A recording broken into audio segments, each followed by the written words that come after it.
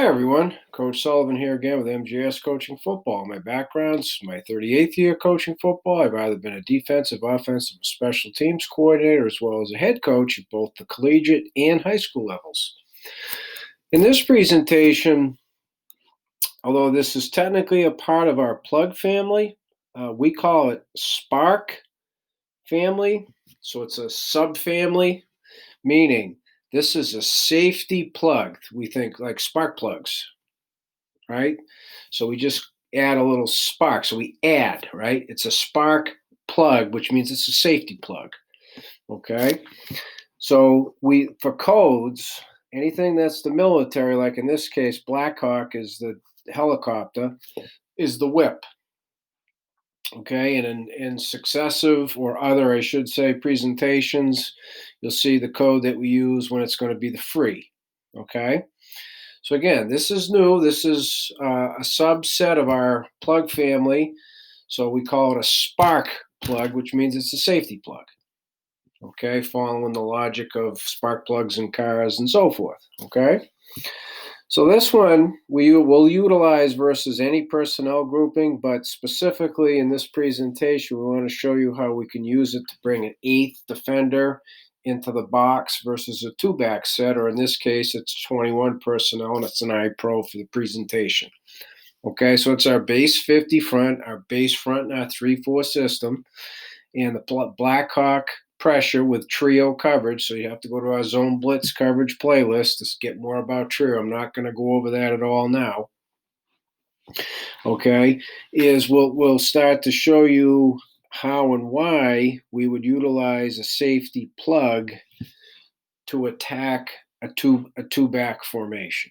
Okay, so first of all, just as usual, the red is the primary blitzes, so the Lucky Ringo goes to the whip because this is a spark plug, means it's a safety plug, and the whip, okay, military code tells us the whip is the primary blitzer. All right. Now in this case, in addition to the safety plugging, the inside linebacker call side, who in this case is the backer, is also plugging. So it's a double plug, but since it involves a safety, we call it a spark plug, okay, because he's the primary. So it's very, very simple from the standpoint of the defensive line. Both the ends slant into C gap, okay? Automatically, they slant into C. Excuse me. The inside linebacker on the side of the call, so in this case, it's a Ringo, right? And the backer happens to be on that side, so the backer knows he's plugging B gap, okay? A gap, excuse me. The nose automatically goes away from the call. So if it's a Ringo, slants up, penetrates A gap left. If it were a Lucky, he'd slant, penetrate A gap right. Okay, boom, done. So, first of all, let me also say that because this is a two-back formation, the safeties are at 10 yards. They're not at 12. Corners are moved up as well. They're at 4 yards, 1 by 4. So everybody's closer. So, talking about first, the primary blitzer, the safety, the screw down timing. All right. When the quarterback's under center, there's a couple of things that you have to look for. Okay, when the quarterback puts his hands under, are they actually under? Okay, and there's one way you can tell: the shoulders. When the shoulders roll over, the hands are under the center. Otherwise, if they just put the backs of his hands against the center of his butt, there's really no change in the shoulders. So you can see just in this here, right?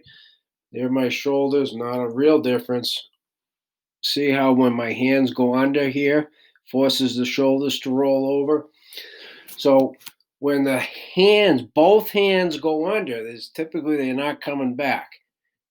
That would be a good indicator as to start the screw down timing, because the ultimate is you want to hit it on the run. So perfect world, when the safety is approaching inside linebacker depth, the ball is snapped and he's taken off full speed. That's the perfect world.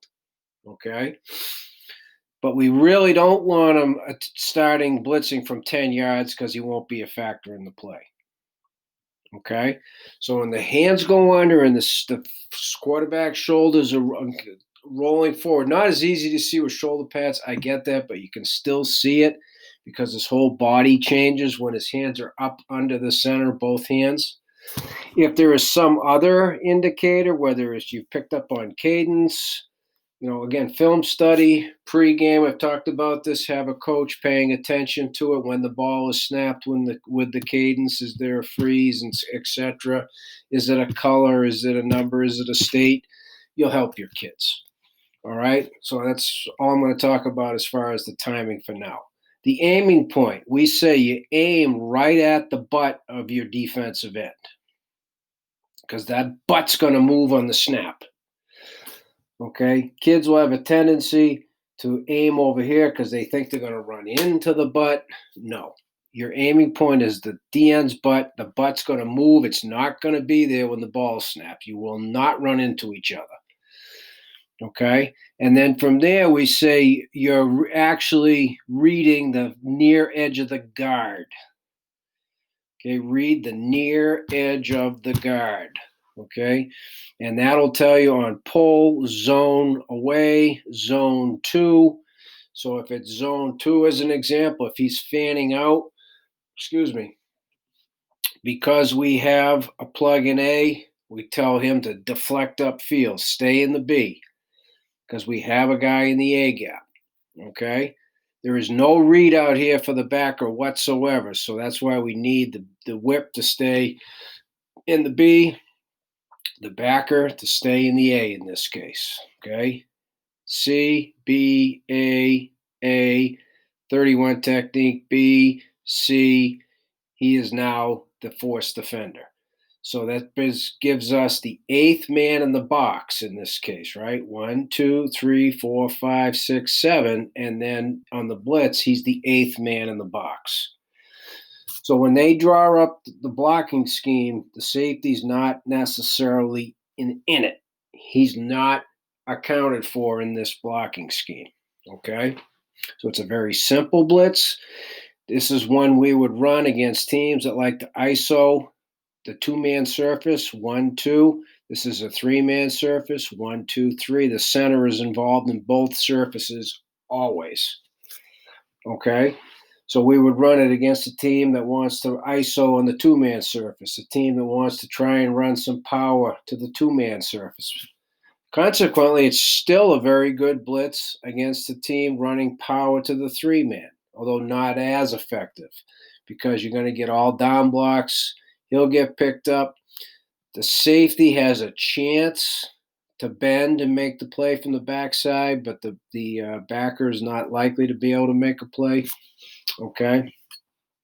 So this is a great blitz to run to help get more solid defense, run defense on the 2-man surface side here. Again, 1, 2, opposite the tight end and the 2-back set.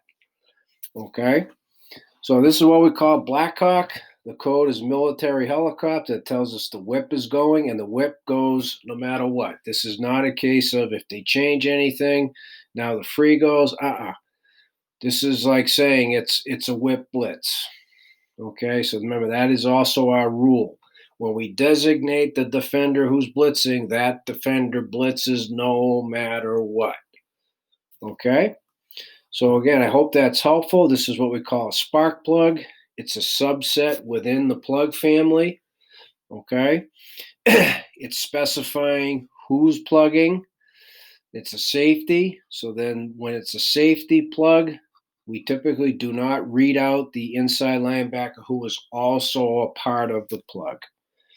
Okay, so then that's another reason why we designate it as a spark blitz, because the safety plug that teaches our inside backer is no readout.